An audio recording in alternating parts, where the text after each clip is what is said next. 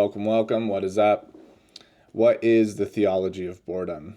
You might ask. That's a great question. What it is it's the study through religion, the importance of what it means to be bored. I think being bored is crucial and something I'm learning to do and enjoy more and more. The point I want to hit on is that the most important part of your day is not your morning prayer. It's not your Bible study. But wait, Reed, you've said that the two most important habits to get you to heaven are reading and praying your scriptures. That's true. The most important habits are doing those every day. That unbroken chain of discipline and consistency is what turns on the spiritual tap of God's revelation into your life. You hit on that every day. You can't not draw closer to God if you pray and study his word every single day. What I'm saying is, because every day is unique and because you're repeating that action, that is a foundation to your day. But often, the most important part of your day isn't going to be that prayer. It's going to be what that prayer gives you the opportunity to do. Stay with me. The 20 minutes that you are waiting at the DMV, 20 minutes, it's usually 2 hours. I don't know where 20 minutes came from. Whatever amount of time you're waiting at the DMV is, that's a time that could be very important to your spiritual growth. Well, what are you talking about? The 45-minute commute you have to work every day where you're stuck in bumper-to-bumper traffic on the interstate, that is the most important part of your day. Because what I'm saying is, in that instance, in those moments, your character is actually being put to the test. You can, in those very moments, make decisions that either incrementally draw you closer to Christ or away from Christ. You can let the traffic that you already experience on a daily and weekly basis continue to piss you off, or why not try something new for once and not let it bother you? Why not sit there in the traffic, fully accept that all the cars around you who are also doing the same thing, commuting somewhere, going home or going to work, just as you are contributing to traffic, they are contributing just as much. You are not the exception to there being traffic. Your extreme, amazing driving skills can't overcome everybody else being a terrible driver. Crazy thought. So instead of continually just getting angry at something, which truly is like toddler behavior, I'm sorry, it just is. It's frustrating to be in a hurry, and the one time you need to go somewhere, you need to get to the airport and there's a crash and it's very inconvenient. That is a slightly different situation. I still think a good opportunity to choose to not get angry and upset, but the mundane day-to-day life that you go on and live through each and every day, in the in the weeds of that, in the details of that living, is the opportunity to truly draw nearer to God. I know that sounds so extreme. And this takes me back to my 2-year mission that I served, and every 6 weeks, that was like our time where we would change locations or get a new person that we would proselytize with. Every 6 weeks, we would take an attribute of Christ. So charity, patience, meekness, humility, discipline, you name it. You would take an attribute and you would study it. And that study was incomplete if you didn't daily keep it in your mind and then truly ask yourself the common cliche question, what would Jesus do? Here lies the situation before me. What would Jesus actually do in this situation? Let me pattern that. The woman at the well, the Samaritan woman, may have said her prayer in the morning, but the mundane, monotonous task of drawing water from the well is the moment that changed her life forever. Do you understand what I'm saying? The woman with the issue of blood that she had dealt with for so long. a bustling crowd of people going through the town is the opportunity she seized on to reach out and touch the hem of the Lord's garment. That simple act is what healed her. So if we were to go through most of the stories in the Bible, we can come to a conclusion. A lot of people who had their lives changed by Jesus, Peter and Andrew fishing in the boat, their literal livelihood that they were doing. Hey guys, other side of the boat. What? The net, go on the other side. What are you talking about? We've been fishing all day. That's what changed their life.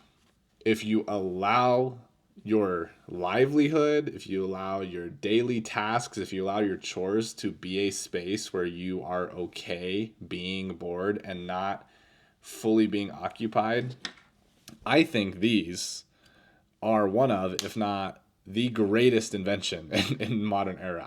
I completely do. AirPods are unbelievably useful in my life. I don't go hardly anywhere without these.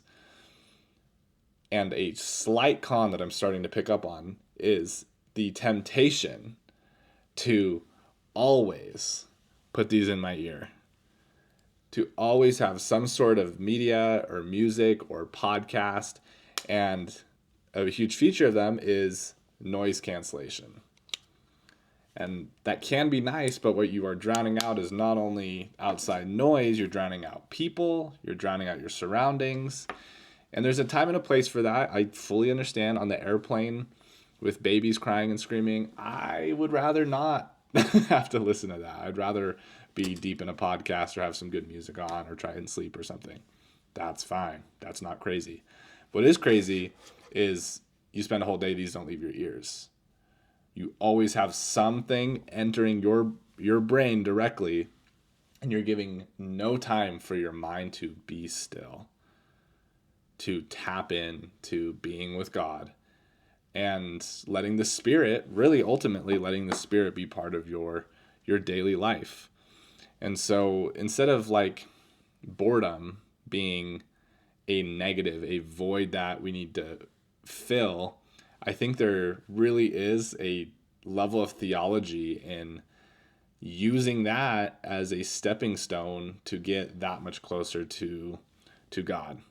And so if your phone, if your book, if whatever your vice is such that it prevents you from ever being still and being quiet and being okay being alone, then I think it's become a problem. And so my invitation ultimately is that we recognize the opportunity each and every day that we have to draw closer to God by just like not consuming. It's a very common theme for me. But I just think there's so many opportunities where you can choose a higher and holier way to function or operate on a day-to-day basis. I really do think so. So traffic is like an obvious one. I'm trying to think what's another one. Grocery store. I have a weird habit. Like when I like going grocery shopping. I do. I like, if I have a friend that wants to come grocery shopping with me, I'm like, sweet. Like that's a good use of time to be with somebody. And if I'm not with somebody, I'll like listen to a podcast while I'm walking around the grocery store. And not a major issue, but it like takes you out of reality slightly, and you might miss an opportunity to serve somebody. And I don't know if you guys have had, I love like a human interaction in public. That's just like natural and social. Like I love seeing that. And so I was at the grocery store the other day. I didn't have earbuds in, and there was these two women who like had one of those like you hit like a shimmy in the hall, like you're going left and they go right, and they had that moment with their shopping carts, and they both just started like cracking up. Like everyone kind of looked over, and I was getting vegetables near them, and they were just so nice to each other. Like, oh my gosh, like I promise I wasn't trying to hit you. Oh, you're good. Like don't worry about it. Like that. I hate when that happens. Blah blah blah. again, I'm not like exactly sure how God fits in that. I'm just saying like the human interaction is huge. It's huge. And if that was me and I had my earbuds in and I just like steamrolled, I might have just like gone around. Whatever. Hopefully you get the point I'm trying to make. Like there's something to be said about just being in public. If you're a Christian and being kind to people. And I've loved the times I've been at the store and there's like an old lady and she cannot reach the chicken stock on the top shelf. And, oh, excuse me, son. And they call you son. And, oh, that's so cute. But anyway, and can you get that for me? Yes, ma'am, I can get that for you. Nothing would make me happier than to get this chicken stock for you. I hope you have a great day. That's a great example. So take your day to day. What do you do daily? It's probably go to work, be in traffic, and be at work around coworkers and digital era, we're all on computers typing away. We probably have headphones or earbuds and we're not interacting. Hopefully you have friends at work. Hopefully you ask them about their weekend. You come home from work, maybe you go to the gym. And why don't you just try like complimenting somebody at the gym? This is like getting a little more into like just social self-help, but I think that's fine. My roommate and I, we've talked about this and we're both single men, and there's something to be said about, we're in a younger populated town, so there's a lot of people in their mid-20s. So when we go to the gym, we see it as a potential opportunity to meet women. It's not the greatest, but more than like our standard, I work remote.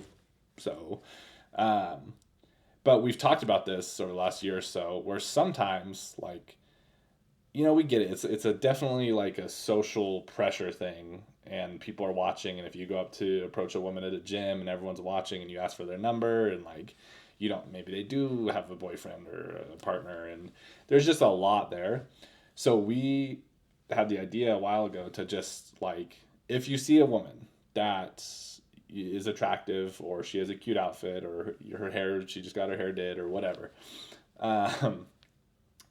with no expectations, you're not asking her for anything, just go compliment her. And honestly, it doesn't matter. I could compliment a dude too, and I have like there'll be a dude with like a really cool. There's a guy at the gym who has this like insane sleeve. It's just the most beautiful. He's Polynesian, and it like is immaculate looking. It's so cool. And so I've like, dude, your sleeve that's the nicest sleeve. Oh, thanks, man. I appreciate it. Blah blah blah. Another dude who I complimented before. This was a few years ago. We were in the sauna talking, and it was something about his shorts, and so I was asking about his shorts because they look nice, blah blah blah. It's kind of weird. In the sauna, I was sweating together. Long story short, it turned out he worked at AT&T, and he ended up like hooking me up with a sweet phone plan deal. So you never know what it could lead to, regardless. But like, just telling a woman like, hey, like, if nobody's told you today, you're beautiful. Just thought you should hear that. I don't need anything from you. Just wanted you to hear that if you haven't heard that today. Hope you have a great day. Oh my goodness, that's so sweetie. And that's usually the reaction. And you make their day. And my roommate just today on the phone told me how last night at the gym, he had like a Zelda t-shirt on. Just semi-nerdy. Not really. I mean, Zelda's cool. But just like an old t-shirt that he's had for a while and just a gym shirt, wasn't thinking much of it. And he like looked and some girl was like smiling at him and said something to him. And he had to take his AirPods out because he didn't hear her. And that's fine. I think you should have AirPods at the gym, or else if you're just like hitting every exercise, just no audio, that's crazy. But he like took his AirPods out and he was like, sorry, what'd you say? And she was like, oh, I just like really love your shirt. Like, that's so cool. And he just was like, thank you. Like, he was so taken aback by it. And anyway, they kind of like went their separate ways, and then they were like near each other again. And he was like, hey, like, thanks again for complimenting me. Like, you don't have to do that. And she's like, no, like, I really love your shirt, blah, blah. They started talking. So all of this full circle back to the message of, if you are a believer in Christ, you don't have to be an extrovert. You don't have to be so over the top with your social interactions. You don't have to be perfect in the moments when you are bored. I'm not saying you 100% of the time have to just sit there like a freaking weirdo in public and not do anything. We just did a like month-long no phone experiment. So my phone was gone for a month. And it, like first day like was kind of like weird, and then it very quickly became apparent just how unnecessary it is to have your phone in places. And the most notable was just like being out and about. Anytime there was like a chance to wait, the desire to just pull the phone out like is so prevalent.